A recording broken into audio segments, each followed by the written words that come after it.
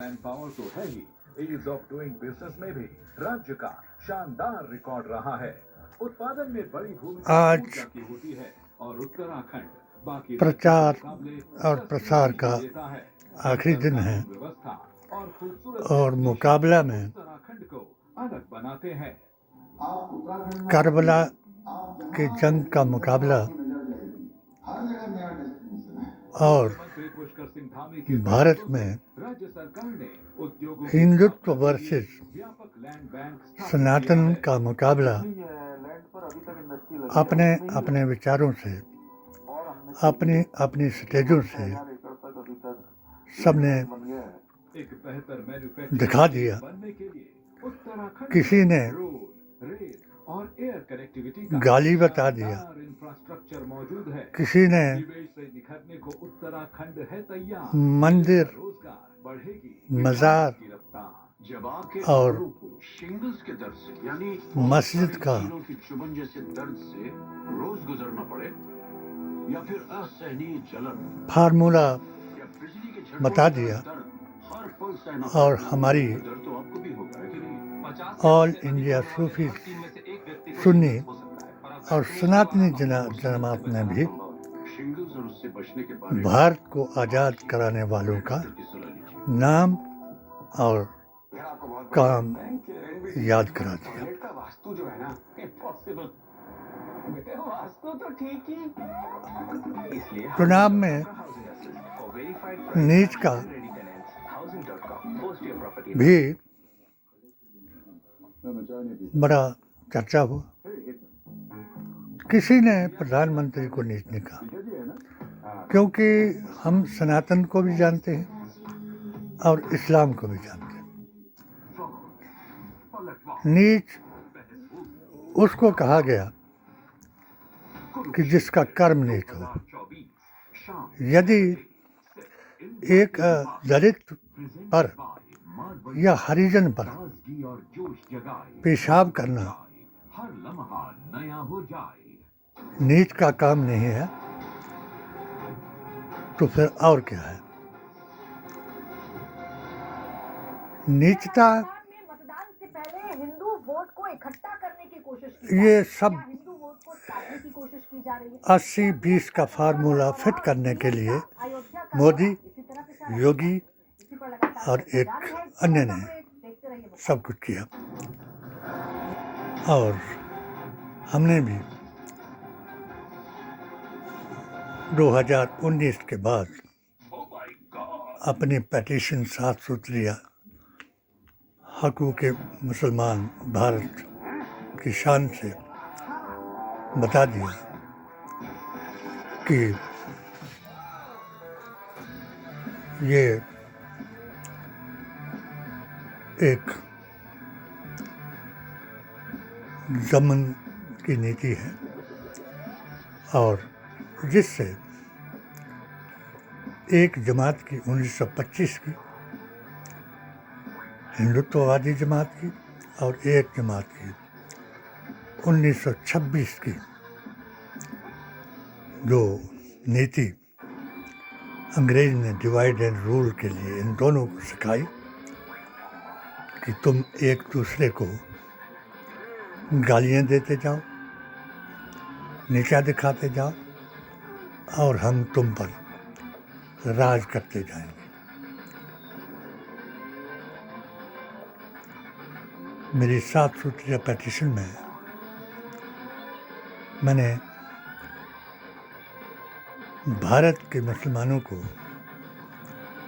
भारतीय संविधान, कुरान और नबी के फरमान को बदलना ही मुनाफिकत बताया और 1949 के फतवे के मुताबिक जो फैजाबाद हाई कोर्ट से हुआ कि हराम और हलाल का फ़र्क बताया। या रसूलल्लाह और अल्लाहु अकबर का जो उच्चारण है वो किसका है वो बताया और वैदिक इस्लाम द्वारा सनातन में जय सिया राम कहना और जय सिया राम कहने का फर्क बताया। ये ऐसा करते करते वक्त 2022 तक आया। हमने हिमाचल में भी अपना फार्मूला 40 बराबर 40 जमा 20 करके दिखाया। बेशक इन दोनों जमातों ने मिलकर बड़ा जोर लगाया, मगर हमारे यशस्वी मुख्यमंत्री ठाकुर सुखविंदर सिंह सुक्खू जी को हरा नहीं सके। लोहा लोहे को काटता है, मगर रॉड अकड़ी हुई रॉड जो है वो आरी को नहीं काट सकती, आरी ही काटेगी, क्योंकि वो लचकीली होती है और उसमें उस काटने की क्षमता होती है।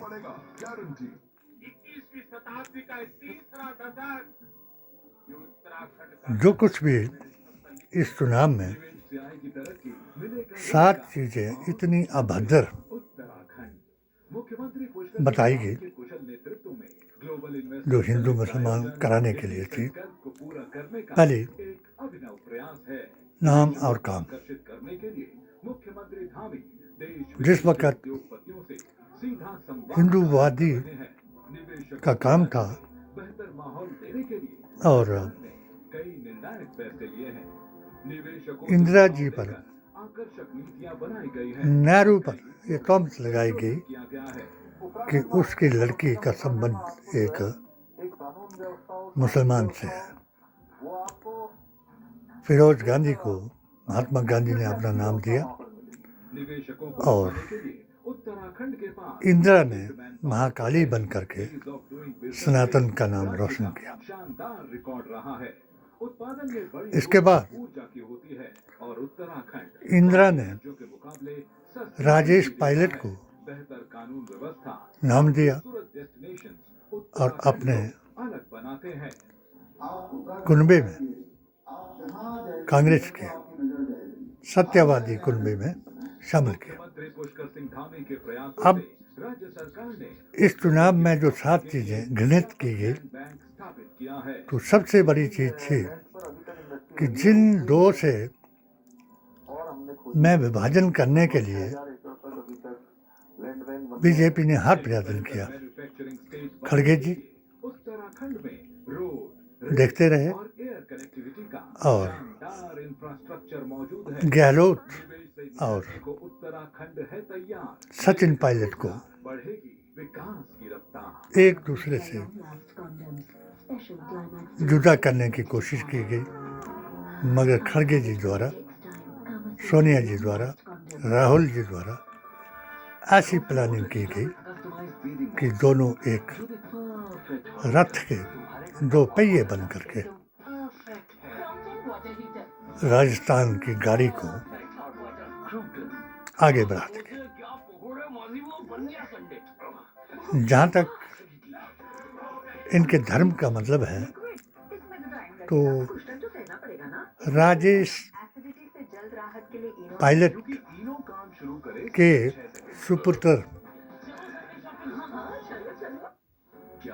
सचिन पायलट के साथ भी इनको एक नफरत है, वो कि उसने भी इंदिरा की तरह एक मुस्लिम लड़की आला खानदान की, उस आला खानदान की कि जो इधर से इंदिरा के बुजुर्गों का खानदान था और उधर से शेर कश्मीर शेख अब्दुल्ला का खानदान था, और फारूक अब्दुल्ला की लड़की उमर अब्दुल्ला की बहन सचिन जी के घर में, उस घर को आबाद किए हुए। वहाँ से कभी हिंदू मुस्लिम की आवाज़ नहीं आई। प्रेम विवाह की लड़ी में वो परोए गए और आगे बढ़ते गए। अब रही बात आज के चुनाव की, तो अब लास्ट जो था हथियार जो राहुल जी पर लगाया कि भाई पनौती क्यों कहा। पनौती के बारे में मैं थोड़ी अपनी किताब से मैंने राजधानी की कहानी शेख की जुबानी लिखी, उससे बता दूं कि पनौती किसको कहते हैं। वहाँ कहते होंगे, उसका अर्थ मैंने आज कई उससे पूछा कि आप पनौती किसको कहते हैं, तो हमारे यहाँ पनौती किसको कहते हैं। एक राजा था, उसको शिकायत की गई कि राजा साहब फलां शख्स है कि अगर इसकी शक्ल देख ली जाए तो दिन जो है बुरा होता है, हो जाता है और नुकसान होता है बहुत भारी। सारे शिकायत करते गए उसको लोग पनौती कहते थे। राजा साहब ने दूसरे दिन सुबह के लिए खुद बैठ गए अपने मोड़े पर और सबको कहा कि भाई सबसे पहले उस आदमी की मुझे शक्ल दिखाना। उसको बुला लिया गया और वो बेचारा सुबह का इंतज़ार करता रहा और जिस वक्त सुबह हुई तो उसको जो रास्ता बताया हुआ था उस रास्ते वो अंदर गया और राजा साहब को प्रणाम किया। राजा साहब ने उसकी शक्ल की तरफ देखा और चौंक गया कि जाओ, अगर तुम सब लोग कहते हो तो इसको फांसी में लटका दो। उसने सवाल पूछा, राजा साहब आपने मुझे फांसी का हुक्म दे दिया तो ये फांसी किस बात की। कहा यार लोग ये शिकायत कर रहे हैं कि जो आपकी शक्ल देखता है तो उसका काम बिगड़ जाता है। कहा राजा साहब उसका तो काम बिगड़ जाता होगा, तो मेरी तो ज़िंदगी बिगड़ गई, मैंने आपकी शक्ल देखी सबसे पहले। तो राजा हैरान हो गया कि यार मैं पनौती हूँ या ये पनौती है। यही चक्कर अभी लड़ाई लगी तो कुछ लोग इंदिरा गांधी को मैच के लिए पनौती बताया, कुछ किसी को पनौती बता रहे हैं। और ये चुनाव के लिए पनौती मैंने भी कहा कि बीजेपी के लिए पनौती है हिंदुत्व। और जिस ख्वाब में ये चुनाव जीत कर बैठे हैं, तो मैं एक और बात बता दूं कि अभिशाप भी ये खुद ही दे रहे हैं।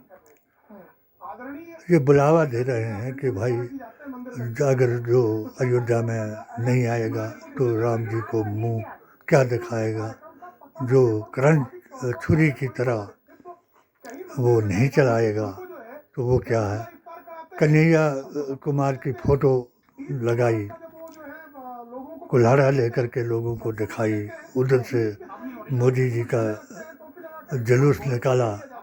जहाँ वो लोग गद्दार मुसलमान जो थे उनको ये शराब शरूब पिला करके हिंदू मुसलमान कराने के लिए पत्थर मरवाते थे, या तीर्थ यात्रा पर या किसी यात्रा पर पत्थर फेंकाते थे, या मज़ारों में जा कर के मज़ारों की चादरें जलाते थे, या इसके अलावा सिर कलम के नारे लगाते थे। ये सारे लोग इनके रेंटेड है, जो भी मुसलमान इनके साथ है वो रेंटेड है। इस 2013 के बाद 2013 से 19 तक जो मुसलमान जुड़ा था वो ऑल इंडिया सुन्नी सूफी जमात का मुसलमान था, और वो संविधान, कुरान और नबी के फरमान को मानने वाला मुसलमान था, जिस पर मैंने 18 फतवे लिख करके दिए। मैं उसका धन्यवाद करता हूँ। बेदंती जी ने मुझे गले लगाया। अब इंद्रेश जी ने चंडीगढ़ में मुझे गले लगाया और मोहन भागवत जी ने मुझे एक ही लफ्ज़ से मेरे उत्तर को दोबारा नहीं दोहराया। तो ये लोग जिस बात को कर रहे हैं तो वो इन्होंने डायरेक्ट कह दिया कि जीत जो होगी तो वो बीजेपी की होगी, क्योंकि बच्चा बच्चा कह रहा है। उस गली में पूछा इन्होंने और दूसरे पत्रकारों ने भी पूछा कि भाई क्या आपका वो है कि कहा हमें हिंदू राष्ट्र बनाने का हमारा मुद्दा है। और यही बात एक दूसरे पत्रकार ने कन्हैया के बेटे से पूछी।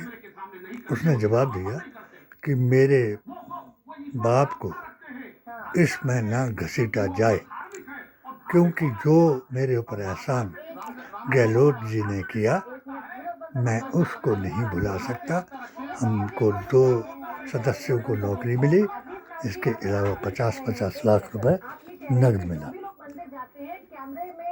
उसके अलावा एक कट्टर बीजेपी का कार्यकर्ता था, उसके बाप को कैंसर था। गहलोत जी की स्कीम के द्वारा उसको 10 लाख रुपए दिया गया और वो अंडर ट्रीटमेंट है अभी भी। उसके पास पत्रकार गए, उसने भी यही बताया कि मैं अपना ऋण चुकाऊंगा गहलोत जी को वोट दे करके। मुझे ये समझ नहीं लगी कि ये किस बिना पर इंडिया टीवी वाले इतना एक तरफा इस चुनाव को ले जाना चाहते हैं। क्या सनातनी दूसरे नहीं, गहलोत सनातनी नहीं, पूरे कार्यकर्ता इनके सनातनी नहीं।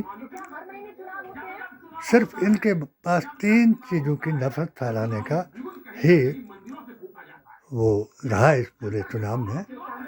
वो था नेहरू गांधी खानदान, मुसलमान और पाकिस्तान। अभी भी इसी बात को ये कह रहे हैं। तो ये इनके कल जो है माननीय मोदी जी मथुरा गए, 9.5 साल हो गया मथुरा नहीं गए, कह रहे पहली बार गया हूँ। सुन लीजिए ना, मेरी बात कंप्लीट करने दीजिए। आप देख रहे हैं 5 राज्यों में चुनाव हो रहा है, राजस्थान बगल में चुनाव था, साहब पहुंच गए। अब इधर 2024 का चुनाव आ रहा है, साहब तमाम तरीके के प्राण प्रतिष्ठा और तमाम तरीके की बातों में कहीं ना कहीं भागीदारी तय कर रहे हैं। मैं अजीत खान जी आपको सुनना चाह रही हूँ, लेकिन दिक्कत ये हो रही है कि मैं आपसे बात अगर मुख्यमंत्री योगी आदित्यनाथ की करती हूँ तो आप झट से प्रधानमंत्री पर चले जाते हैं, प्रधानमंत्री की बात करती हूँ तो झट से आप यूपी पर आ जाते हैं। मुझे सिर्फ इतना बता दीजिए, फोटो आप कराना अगर गलत है तो रोजा इफ्तार पार्टी में क्यों फोटो आप होता है?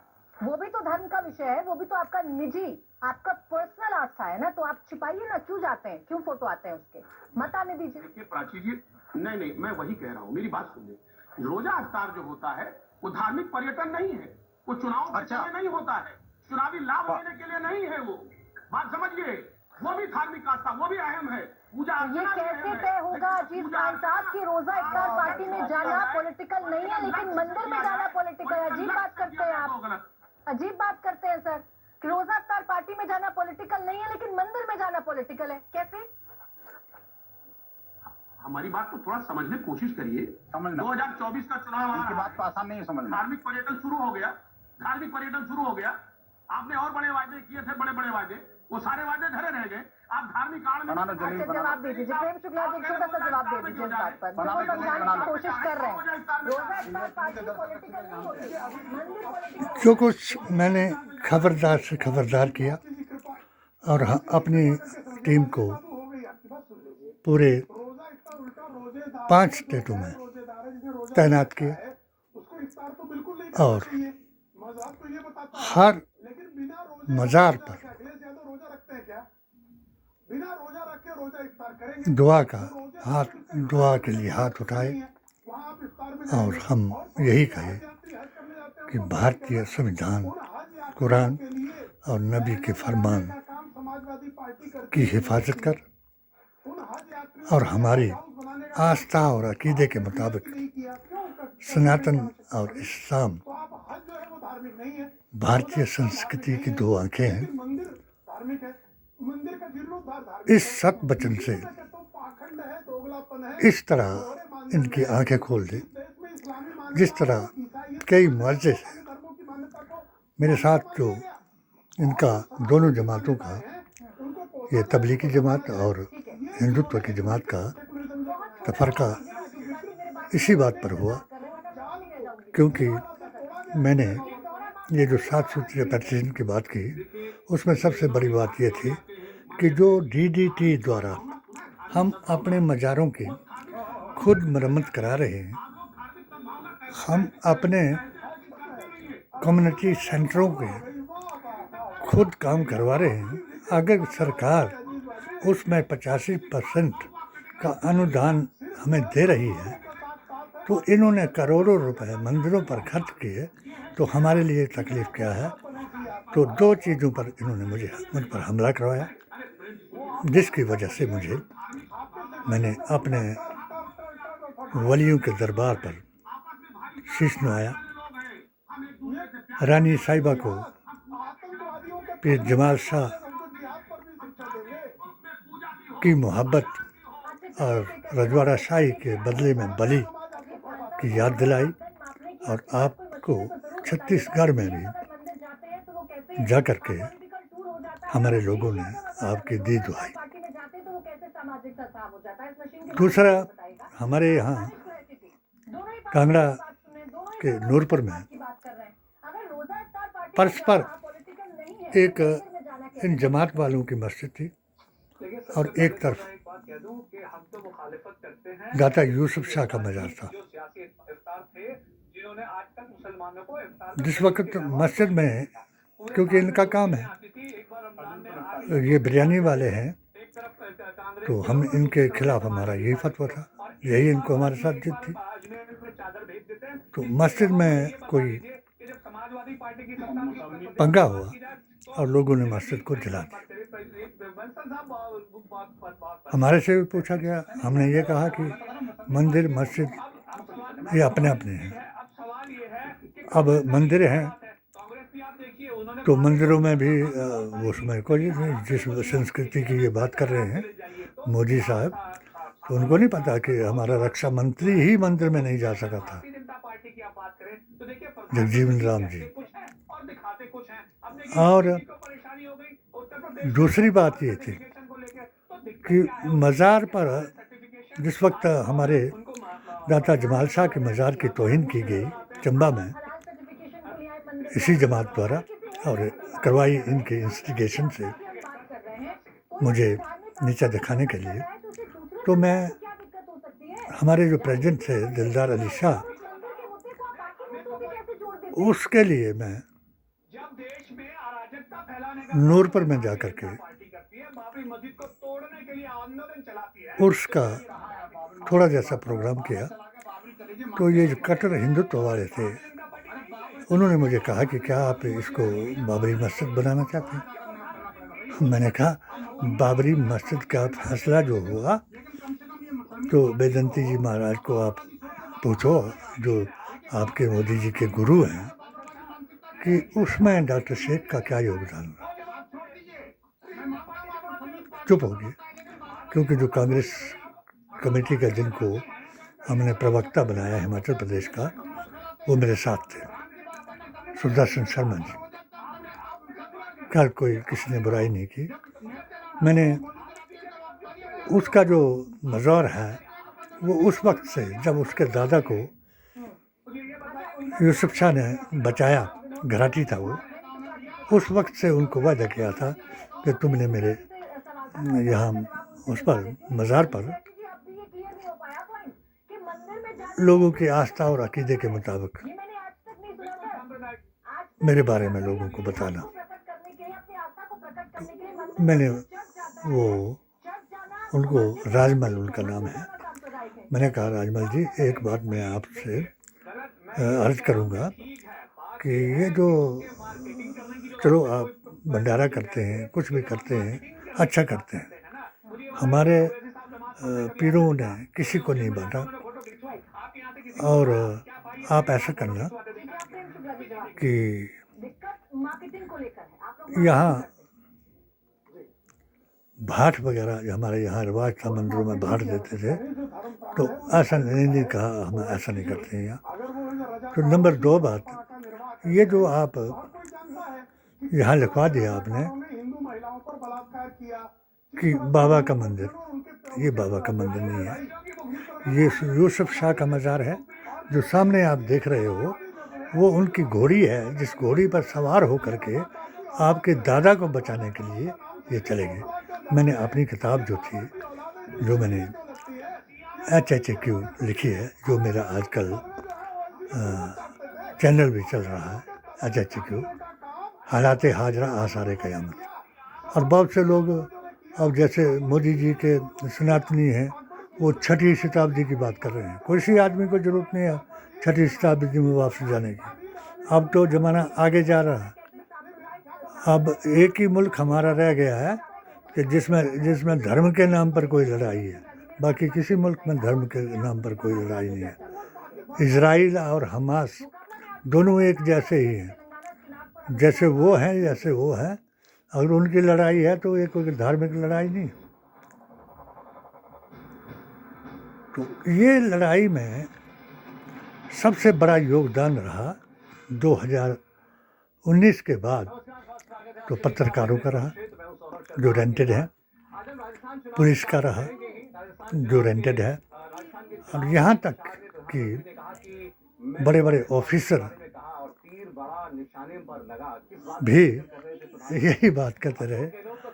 मुझे भी अपने परिवार से अगर जुदा किया तो मैंने एक भ्रष्टाचार के लिए RTI लगाई, और एक ही पंचायत में करोड़ों का मंदिर और मज़ार पर घोटाला हुआ, और मंदिर को 3 मीटर डंगे पर 2,51,000 लिखा दिया नरेगा से। और जब मैं अपने चंदा दे करके जन सहयोग में बना रहा था तो मेरी आंख में नुक्स हो गई। मैं चंडीगढ़ चला गया और पीछे इसको जला दिया और झूठे प्रचार करके मुझे पागल बता दिया। मैंने इस बात के लिए अमित शाह जी को पूछा, और मुझे ये हिंदू मुसलमान के नाम पर अभी भी हंसी आती है। उन्होंने इंक्वायरी करने के लिए लेटर जो था सभी गवर्नरों को, जैसा मैंने उसमें कहा था अपनी पिटीशन में, कि सभी गवर्नरों को, क्योंकि मैं सभी जगह अपने अकीदे का प्रचार करता था और इस्लाम की परिभाषा और सनातन की परिभाषा सबको हिंदू मुस्लिम सौहार्द के लिए बताता था। तो जब वो लेटर पुलिस स्टेशन पहुंचा तो मेरे खिलाफ ऐसे प्रोपोगंडे किए गए कि, और मेरे बच्चों को फ़ोन किए कि उस सन के बूढ़े को उठा करके लाओ, नहीं तो हम घसीट कर ले जाएंगे। और उस इंक्वायरी को मैंने विजिलेंस से करवाया, और विजिलेंस को भी खरीद लिया गया और या उनको डिक्टेट किया गया। तो उन्होंने भी ये बताया कि इसको ये चुनावी झगड़ा है, इसका ये मोदी जी को बुरा कहता है। मैंने मोदी जी को बुरा बिल्कुल एक लफ्ज़ भी नहीं कहा। हाँ, एक बार जब मैं मन की बात कहनी चाहिए तो व्यस्त रहे, वो मेरी मन की बात उन्होंने नहीं सुनी। पूरे दिन में 2-3 बार ट्राई की मैंने। यही बात मैं करना चाहता था कि तुम्हारे लोग जो हैं, मैं हिमाचल प्रदेश मोदी मिशन मुस्लिम मोर्चे का अध्यक्ष हूँ। मैंने आपके तीनों विंगों से बात करके पूरे कश्मीर का दौरा किया और सही रास्ते पर लाने के लिए कुरान और हदीस का प्रयोग किया, और हज़ारों लोग वापस आए। उसको विजिलेंस की रिपोर्ट को भी बदल दिया। इसलिए मैंने अभी माननीय मुख्यमंत्री सुखविंदर सिंह सुक्खू जी को CBI रिपोर्ट कराने का आग्रह किया, मगर मुझे मालूम है कि CBI का मतलब है सेंटर, और सेंटर का मतलब है मोदी जी, और मोदी जी का मतलब है कि उनको हमारे साथ कितना प्यार है, तो मैं ये इंडिया टीवी वालों को कहूँगा, इनको भी मैंने कई बार लिखा, ऑडियो और वीडियो भेजे, मगर इनको मैं, क्योंकि आज का आखिरी प्रचार है, इस प्रचार के लिए भी मेरे पर केस नहीं बना सकते ये, क्योंकि हम घर घर प्रचार करने का रात तक हमारा प्रोग्राम रहेगा। और घर घर में अगर ये मेरी वीडियो, मुख्यतः अगर ये मेरी वीडियो, एक चैनल मुझे नज़र आ रहा है जो बुशरा खान चला रही हैं, नज़र और नज़रिया। नज़र मेरी इस बात पर है कि इंडिया हमारे साथ हो जाएगा, और नज़रिया मेरा ये है कि टीवी इनके पास रह जाएगा। और एक भरी सभा में उन्होंने कहा कि उनका तीर पूरी तरह निशाने पर लगा है। मुझे पूरा यकीन है कि सोच लें, समझ लें और अपने भविष्य की तरफ देखें। इसके पश्चात अपने ईमान, संविधान और नबी के फरमान को देखें और सही कुरान के मुताबिक सच्चों के साथ जुड़ जाएं और दगाबाजों की तरफदारी करके अपने ईमान को खाली न करें। खुदा हाफिज, जय हिंद, जय भारत। ऐसी गोली निशाने पर लग